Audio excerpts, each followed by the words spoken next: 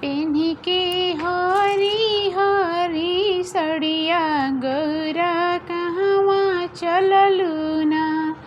पेन्ही के हरी हरी सड़िया गौरा कहवा चललू ना।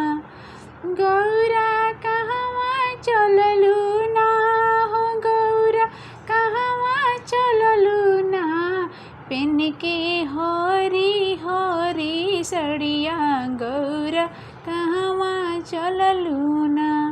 के मोरा पिसी है भांग भतूरा, के मोरा पिसी है भांग भतूरा। के मोरे आंगे लई है भभूतिया गौरा कहवा चललू ना। के मेरा आंगे लई है भभूतिया गौरा कहवा चललू ना। पेन्ही के हरी हरी सड़िया गौरा कहवा चललू ना। पेन्ही के हरी हरी सड़िया गौरा कहवा चललू ना। पेन्ही के हरी हरी सड़िया भोला जी नैहरवा चलनी ना।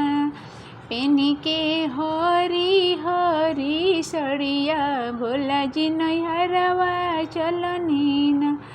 भोला जी नैहरवा चलनी ना हो भोला जी नैहरवा चलनी ना। पेन्ही के हरी हरी सड़िया भोला जी नैहरवा चलनी ना। अम्मा तोरे पिसी हैं भांग भतूरा, अम्मा तोरे पिसी हैं भांग भतूरा। भाभी तोरे आंगे लई हैं भभूतिया भोला जी नैहरवा चलनी ना। भाभी तोरा आंगे लई हैं भभूतिया भोला जी नैहरवा चलनी ना। पेन्ही के हरी हरी सड़िया गौरा कहवा चललू ना। पेन्ही के हरी हरी सड़िया गौरा कहवा चललू ना। पेन्ही के हरी हरी सड़िया भोला जी नैहरवा चलनी ना।